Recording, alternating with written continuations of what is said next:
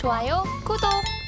네, 오늘 시장을 주도하는 업종과 이슈에 대해서 심층 분석해보는 마켓 로드맵 시간으로 넘어가 보도록 하겠습니다. 오늘은 교보증권 스마트 영업부 사연관 차장님 나와 계십니다. 안녕하세요. 네, 안녕하세요. 네, K원전 폴란드 진출에 다시 청신호 켜졌습니다. 네. 오늘자 원전 관련주들 좋은 흐름 보여주고 있는데요. 일단 이 폴란드 정부가 주도하는 원전 6기 사업은 미국의 원전 업체인 웨스팅하우스가 선정이 됐었지만 이제는 좀 이 원전 건설 사업 협력을 통한 수출길이 우리나라가 열린 것인데요. 최근 원전 수출 핵심 이슈부터 좀 점검해봐 주시죠. 그래서 일단은 전일에 산업통상자원부와 그리고 폴란드 간의 원전 개발 계획 관련된 정부 간의 양해 각서 체결이 있었고요. 양국의 기업 간은 협력 의향서를 체결을 했다라는 부분들이 향후에 이런 방산으로부터 시작된 폴란드와의 수출 및 협력 관계가 향후에 원전까지 이어지는 것이 아니냐라는 기대감들이 오늘 주가에 좀 반영이 되고 있는 그런 모습으로 나타나고 있습니다. 일단 폴란드 최대 민간 발전사 제팍 발전소 부지인데요. 그쪽에 1.4기가와트급의 원전이 한 2기에서 4기 정도 설치가 될 것으로 보이는데요. 거기에 들어가는 게 이제 한국형 원전이라고 불리우는 APR 1400이 될 거예요. 수주 금액으로 따져봤을 때에는 최소 10조 원에서 최대 40조 원까지 얘기가 나와요. 좀 간극이 굉장히 크죠. 30조 원의 차이가 왔다 갔다 할 수 있기 때문에 여기에서 우리가 너무 기대감을 지금부터 키워서 이거 40조 원 될 거야 라고 생각하고 접근하기보다는 최소 10조 원 이상은 되겠지라는 관점으로 접근을 하시는 게 더 좋을 것 같다라는 말씀을 먼저 드리고요. 일단 한수원 측이 폴란드하고 올해 말까지 기본 계획을 수립을 해나갈 겁니다. 그렇다고 하면은 세부적인 진행 단계들이 나오게 되겠죠.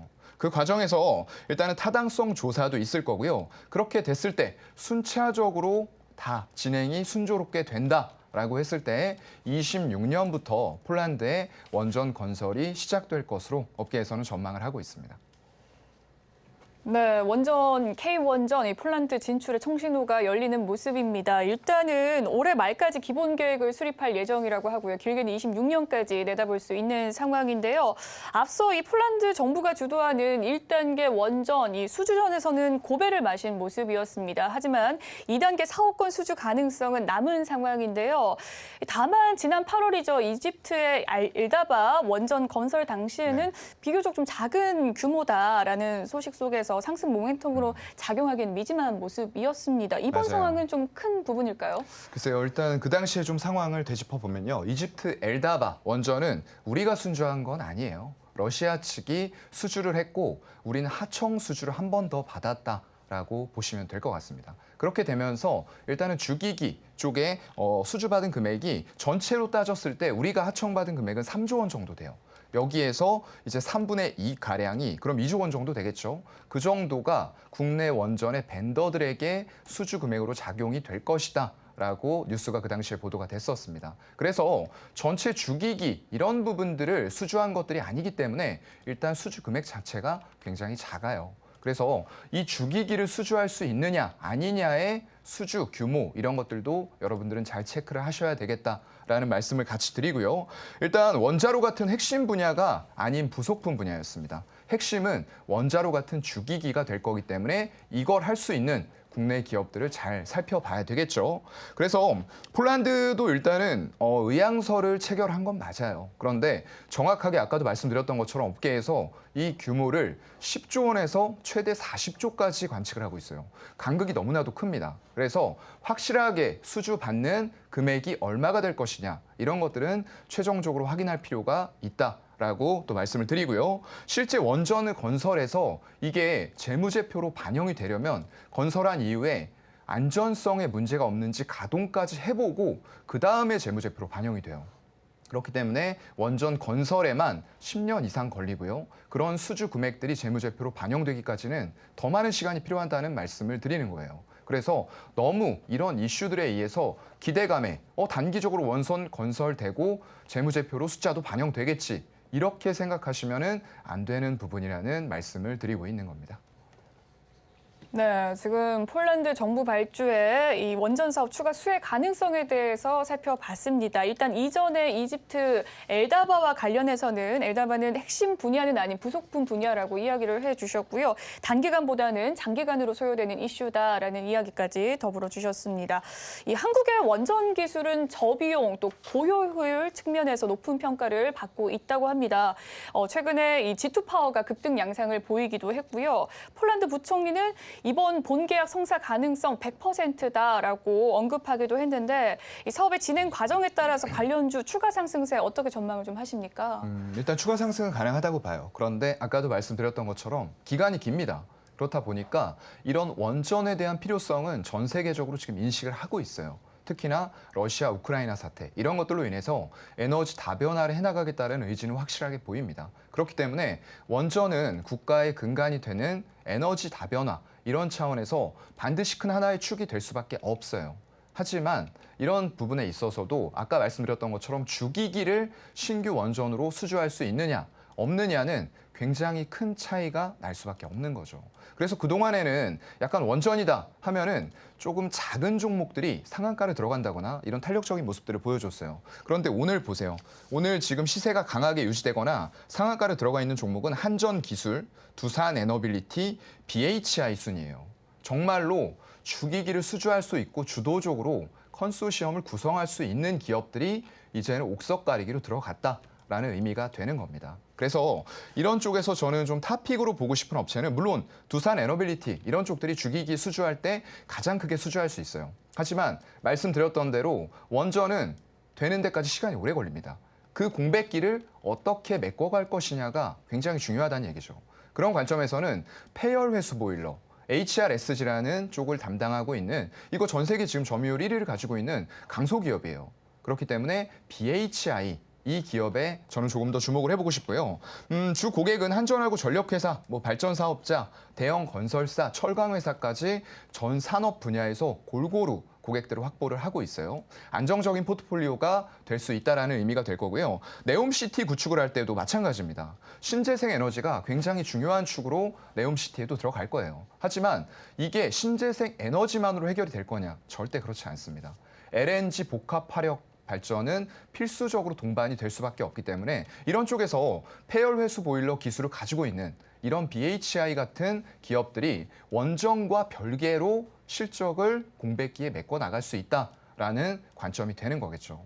그래서 이런 것들에다가 원전까지 잘 된다라고 했을 때는 충분히 밸류를 높일 수 있다라고 보고 있고요. 원전 한 기 정도 보통 수주를 받았을 때 두산 에너빌리티가 주기기에서 가장 많이 수주할 거예요. 그런데 BHI 같은 경우에도 보통 1000에서 한 1200억 정도의 수주 금액을 가져오는 굉장히 큰 주기기 딱 두 개예요. 우리나라에서는 두산 에너빌리티와 BHI가 주기기를 수주할 수 있는 그런 기업이기 때문에 이런 BHI 같은 기업에도 관심이 좀 필요할 것 같습니다. 네, 원전 관련주와 관련해서 탑픽 종목을 좀 제시해 주셨습니다. BHI에 대한 이야기 잘 들어봤고요. 네옴시티 구축과 더불어서 신재생 에너지 또 원전 주기기와 관련된 종목이다라는 이야기까지 해주셨습니다. 한편 우리 정부는 최근 원전 해체 이 연구소 착공에 나섰는데요. 이 원전 해체 시장 규모 확대에 발맞춰서 또 관련 산업의 플랫폼을 육성할 계획이라고 밝혔습니다. 향후 원전주 관련 내에서 이 원전 해체 관련주에 조금 더 중점을 두고 원전주에 접근하는 전략은 어떻게 보십니까? 단기적으로는 조금 유효할 수는 있을 것 같아요. 하지만 역시나 규모면 그리고 수주 금액면에서 봤을 때는 원전 해체보다는 신규 원전 건설이 결국에는 투자 포인트가 될 겁니다. 그런데 일단 최근에 이슈가 되고 있는 것은 울산 쪽에 원전 해체 연구소 착공식이 있었어요. 근데 이게 단기간에 결정돼서 새 정부 들어와서 바로 된 거냐? 그렇지 않습니다. 이미 2020년도부터 이런 법인들을 관련해서 설립을 했었고요. 그리고 착공식이 들어간 거고 26년에 준공이 될 예정에 있습니다. 그래서 앞으로 아까도 말씀드렸던 것처럼 에너지의 굉장히 중요한 한 축이 원자력이에요. 그렇다 보니까 이걸 어느 나라든 간에 빼놓고 설명이 될 수는 없습니다. 그래서 지금 원전에 대해서 굉장히 수명 연장, 보통 한 60년 정도를 쓴다라고 알려져 있는데요. 미국 같은 경우에는 이걸 유지보수 관리를 통해서 10년, 10년씩 2회 정도 연장, 80년까지 사용을 하는 결과를 보여주고 있어요. 그래서 지금 당장 에너지에 대해서 굉장히 좀 핀치에 몰려 있는 이런 국가들은 기존의 수명이 다했다. 60년 정도 썼으니까 폐기해야지. 이런 원전들에 대해서 수명 연장을 해나갈 수가 있다는 얘기예요. 그래서 이런 것들이 결국에는 다 수명이 연장이 되는 시점 자체가 조금은 늦춰지고 있어요. 그래서 이런 해체 관련해서 과연 단기간에 실익이 있을 것이냐라는 부분에 물음표를 지금은 던질 수밖에 없어요. 하지만 점점 더 환경을 중요시하는 이런 경제 트렌드는 앞으로도 계속될 거기 때문에 결국에는 수명이 다한 원전들이 또 도래되는 시기에는 원전 해체에 대한 기술력을 선제적으로 확보하는 것은 반드시 필요하다. 하지만 지금 당장의 수주 금액이나 규모면으로 봤을 때에는 신규 원전 건설 관련된 기업들에 더 집중하는 게 좋을 것 같습니다. 네, 수명 연장 등 이 사용 기간이 길어지는 점에 좀 주목을 해봤을 때 투자 측면에서는 현재 좀 글로벌 친원전 기조로 신규 원전에 좀 더 집중을 해보는 것도 나쁘지 않겠다라는 이야기 해주셨습니다. 그런가 하면 한국과 폴란드는 이번 원전 협력을 토대로 또 다른 섹터, 이 방산과 배터리 수소, 또 전기차 등 다양한 분야로 협력을 확장해 나갈 계획이라고 밝혔습니다. 양국의 협력 확대로 인해서 원전만큼 또한 강한 상승 기대해볼 만한 섹터 어떤 곳이라고 보십니까? 일단은 먼저 이쪽이 먼저 올랐어요. 방산 쪽이죠. 네. 방산도 또 폴란드에서 굉장히 대규모의 수출이 일어나면서 올라갔습니다. 그런데 이런 것들이 과연 단기간으로 끝일까라고 생각해 보면 그렇지 않을 것 같아요. 이미 선진국으로의 수출로 인해서 레퍼런스와 밸류 상향을 받았고요. 이런 것들이 결국에는 꾸준하게 수출이 향후에도 유럽 그리고 향후에는 미국까지도 정말 미국은 세계에서 가장 큰 방산 규모를 가지고 있는 세계 최대 시장이에요. 그런 곳들까지 만약에 우리가 유럽의 레퍼런스를 가지고 진출을 할 수 있다라고 하면은 그 밸류는 더 높아질 가능성이 충분하겠다라는 말씀을 저는 드리고 싶고요. 거기다가 방산을 하고 있는 우리가 알고 있는 기업들이 있죠. 한국항공우주, 한화에어로스페이스, LIG 넥스원, 현대로템 이런 것들이 단순히 방산으로만 끝날 것이냐? 그렇지 않습니다. 결국에는 향후에 우주라던가 이런 쪽까지도 밸류를 넓혀갈 수 있고요. 향후에 미래 모빌리티 이런 쪽들까지 간다라고 했을 때는 당연히 지금 K방산으로 높아진 밸류에다가 플러스 알파의 밸류가 생길 수가 있다는 거죠. 그래서 지금 당장 말씀해 주신 거 다 좋습니다. 2차 전지, 유럽에서도 지금 침투율 자체가 작년에는 한 15% 수준이었어요. 그런데 전기차 침투율이 올해에는 20%가 넘어갈 것으로 지금 생각이 되고요. 물론 미국은 그보다 더 폭발적으로 성장을 할 겁니다. 그래서 여러 가지 분야에서 협력은 기대가 돼요. 하지만 이미 한번 올랐다가 주가들이 웬만큼 다 빠졌어요. 그런 밸류들에서 차익 실현이 급격하게 일어나면서 빠진 상태에서 다시 반등을 해주고 있는데 이런 것들이 수출이 줄 거냐? 절대 그렇지 않습니다. 수주가 이미 엄청나게 쌓여 있는 상태에서 추가적으로 대규모 수출이 일어날 가능성들이 상당히 높다라고 보고 있기 때문에 방산 쪽을 지금부터라도 더 눈독 들여보시는 것도 괜찮은 전략이 될 것 같습니다.